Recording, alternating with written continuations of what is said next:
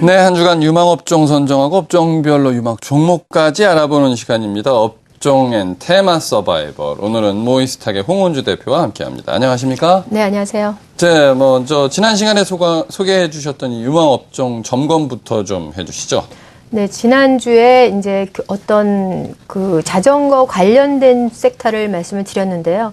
우리나라 자전거 섹터가 한 단계 업된다면 중국으로도 국내 브랜드만 갖고로도 교통수단으로도 나갈 수 있겠다. 그 중에서 삼천리 자전거가 국내 시장에서 캐파가 좀 높지만 OECD 국가 중에서는 전체적으로 그럼에도 불구하고 낮다. 그래서 전체 성장성이 있다라고 가정을 해서 삼천리 자전거를 추천을 했는데 시장에 어떤 변수가 있어도 견조한 흐름을 좀 보이고 있어서 그래도 좀 다행이다라고 말씀을 드리고 싶습니다. 네, 알겠습니다. 자, 그렇다면 오늘은 어떤 업종을 소개해 주시겠습니까? 네, 최근에 스마트폰에 대해서 부품사들이 과도하게 삼성전자가 하락하면서 동반 하락을 하는 게 아닌가.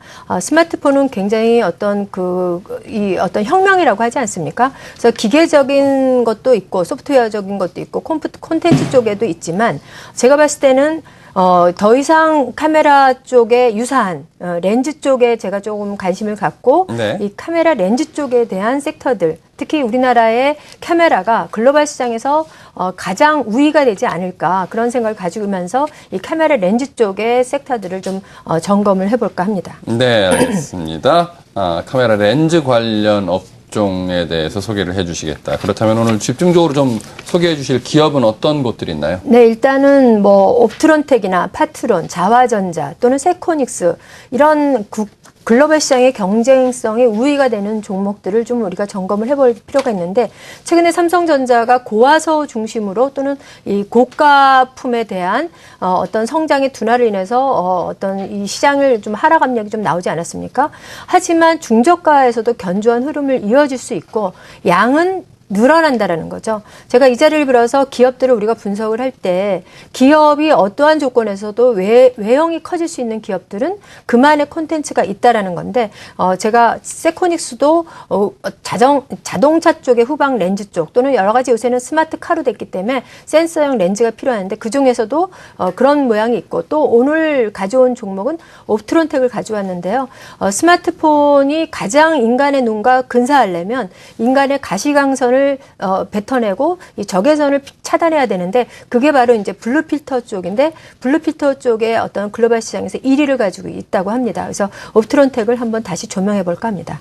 네, 옵트론텍에 대해서 설명을 해주시겠다라는 말씀이셨는데요. 네네. 자, 그렇다면 옵트론텍의 우리 좀 투자 포인트라고 해야 될까요? 네네. 우리 이 투자자들이 일반 개인 투자자들이 좀 눈여겨봐야 될 부분 어떤 쪽을 좀 제가 자료화면을 좀 준비를 했는데 일단은 이제 이미지 연상을 본다는 것은 우리가 주식을 하면서 잠깐 지나가지 않습니까? 네. 이 회사가 어떤 매출을 가지고 있고 어떤 제품에 경쟁력이 있는지를 보는 것도 저 개인적으로는 굉장히 좋다라고 생각해서 자료화면을 좀 구체적으로 많이 만드는 경향이 있는데 네. 지금 보여드리는 화면은 옵트론텍의 제품 군단입니다. 네. 이미지 센서용 필터하고 광학 렌즈 그리고 이제 광 픽업용 필터라고 했는데 지금 이 두 군데 쪽에 있는 매출 구조는 그렇게 크지 않지만 이미지 센서용 필터 쪽에는 전체 매출이 한 70% 이상 나올 정도로 이 회사의 어떤 수익 구조가 되는 비즈니스 모델이다라고 생각하시면 됩니다. 두 번째 화면은 아까 제가 말씀드렸던 적외선 필터, 블루 필터 쪽인데 오른쪽에 보이는 요 화면이 가장 우리가 느끼는 인간의 눈과 유사한 그래서 요 필터의 어떤 렌즈 바로 뒷부분에 글라스를 기본으로 해서 거기다 필터를 적용을 하기 때문에 이쪽에 대한 매출이 계속해서 성장을 한다는 것이죠. 그렇다면 고객사가 삼성전자만 있는가? 전 세계 상위 밴드의 어떤 고객사들이 10위가 있는데 한 7개 정도가 있다는 것은 항상 매출의 다변화, 종목이 또 개인들도 많아야 되고 그래서 이렇게 골고루 있다는 것이 리스크 관리가 있는 게 아닌가 싶어서 이 어떤 옵트론텍을 가지고 왔는데 블루피타의 매출을 한번 본다면 2012년부터 계속해서 이 파란색 밴드가 커지고 있지 않습니까? 네. 그래서 아마도 800만 화소가 중저가 폰이 확대되더라도 중남미나 인도나 브라질 이런 쪽에 인구 많은 쪽에서 중저가 폰이 지금 확대되고 있는데 그런 쪽에 확대되더라도 블루필톤의 어떤 800만 화소 쪽에서는 계속해서 독점적인 역할을 할 것이다라고 생각을 합니다. 지금 다음 보여드리는 화면이 이제 외형 성장을 하고 있는데 아까 보여드린 것처럼 파트론과 옵트론텍, 자화전자, 세코닉스가 있는데 이 어떤 고마진을 가지고 있는 제품이 있기 때문에 다른 기업들의 약간의 경쟁은 아닙니다. 다른 품목들이 있기 때문에 비교를 굳이 해보자면 이 옵트론텍의 영업이익률이 좀 고마진 군단이다라고 생각하시면 좀 인식이 빠르지 않을까 싶습니다. 그다음에 이제 그 화면이 이 어떤 2015년까지 얼마만큼 성장을 할 거냐. 일단 캐시카우가 크게 들어오는 제품 군단이 있다면 확장을 하게 됩니다. 그래서 CCTV 쪽에서도 성장을 할 것이고 지속적으로 이 글로벌 시장에서 50% 이상을 가지고 있어서 1위를 가지고 있는데 블루필터를 기본으로 해서 계속 확대가 되지 않을까라고 생각을 하고요. 마지막으로 지금 이제 매출이 그렇다면 얼마만큼 나올 수 있는가를 보여드리는 화면인데요. 지금 2013년 연결입니다. 연결로 봤을 때 이 회사가 1분기 때 439억, 영업이익률이 15% 정도 나왔는데 올해 2,700억 정도 나온다고 가정을 하고요. 16%에서 20%까지. 더군다나 1분기에는 갤럭시 S4가 없었습니다. 그래서 2분기에는 아마 사상 최대의 매출이 나오지 않을까라고 생각을 하는데 이런 것들이 이 회사의 과도한 부품사들의 동반 하락하는데 오히려 매수 찬스가 아닌가 싶어서 옵트론텍을 좀 들고 왔습니다. 네, 알겠습니다. 말씀해 주신 것처럼 블루 필터라든지 아까 소개해 주신 이 매출 계획에 보니까 2015년에는 자동차용 전장 모듈까지 네. 진출을 하겠다라는 걸로 밝힌 걸로 봐서는 전체적인 렌즈와 블루 필터, 그러니까 전장용 광학 제품을 전체적으로 만드는 회사인 듯한데 이제는 모듈까지, 모듈이라 하면 한 가지 제품이 아니라 여러 가지 제품을 같이 조립을 해서 부가가치를 높이는 거를 보통 요즘 모듈이라고 하는데 네. 자동차 전장 부품까지 진출을 하겠다라는 목표를 가지고 있습니다. 옵트론텍. 마지막으로 이 매매 전략 한번 점검을 해주시죠. 예, 일단 뭐 차트를 보면서 말씀을 드리겠는데요. 네. 지금 보여드리는 차트 화면을 보면 고점에 대비해서 하락 폭이 좀 계산을 해보니까 우리가 보통 황금 비율을 조정할 때 31.8%를 조정을 했다고 합니다.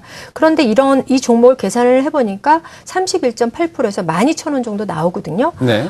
이 종목이 이렇게 교과서적으로 하락을 했다면 반대로 교과서적으로 상승하는 폭이 나오지 않을까. 그래서 이날 이 상승하는 폭이 12,850원인가 900원 정도 나왔는데 그리고 나서 3일 음봉이 나오고 오늘 장대 양복이 나왔는데 오히려 이 교과서적인 차트에서는 우리가 좀 쉬운 전략이 나오지 않을까. 아까도 말씀드렸듯이 2분기 실적이 매우 뛰어날 것이다. 왜냐하면 갤럭시 S4의 매출이 반영이 될 것이고 그 다음에 현재 스마트폰에서 800만 화소에서는 독점적인 지위를 가질 것이다.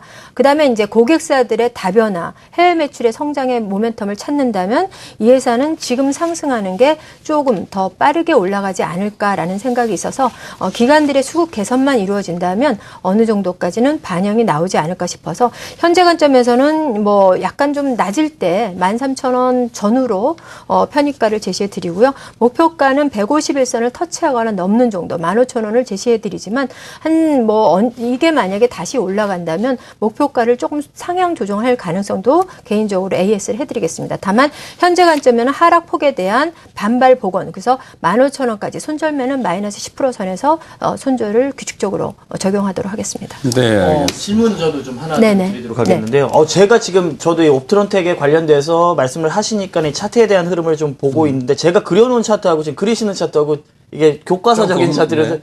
한번 제가 지금 뭘 그렸는지 한번 좀 한번 화면을 보여주시죠.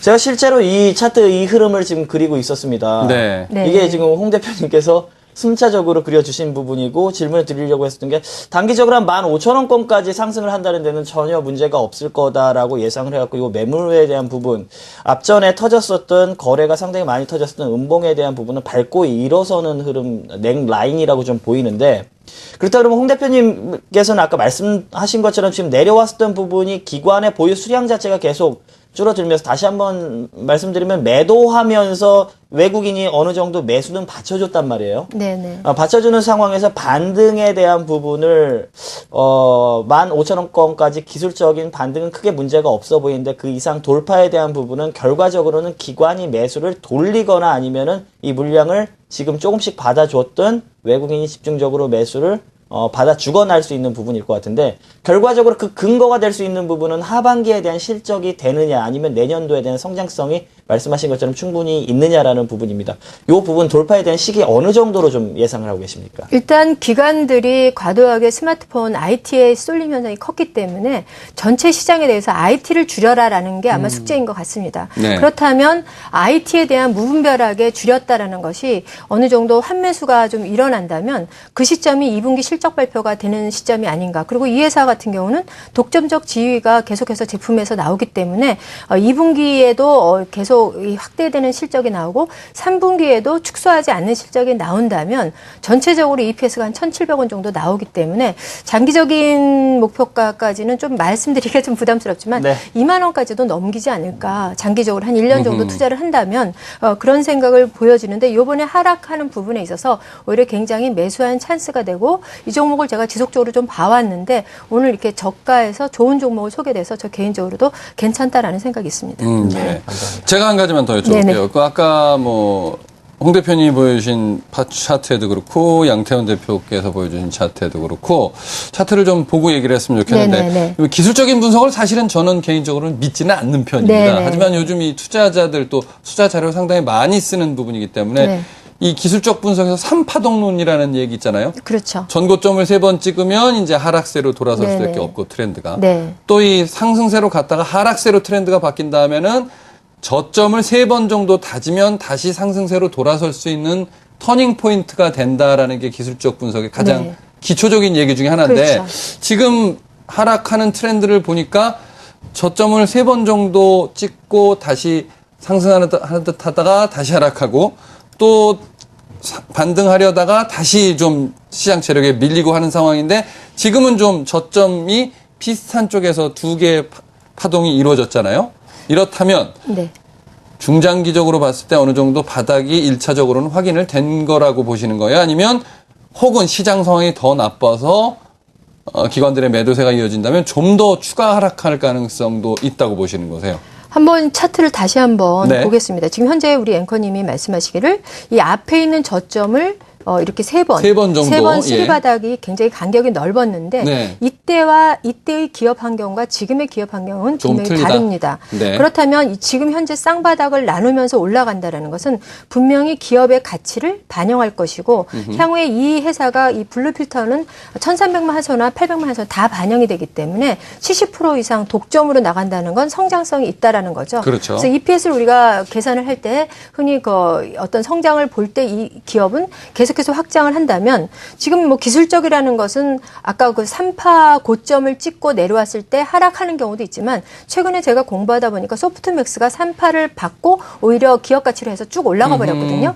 그러니까 모든 기술은 기본을 바탕으로 하기 때문에 그렇죠. 동시 패션으로 봐야 되지만 단기간점으로 우리가 이 해석을 할 때 이 종목이 이렇다더라. 만약에 안 갔을 때 내 자신의 투자 심리를 잡을 때 필요한 게 아닌가.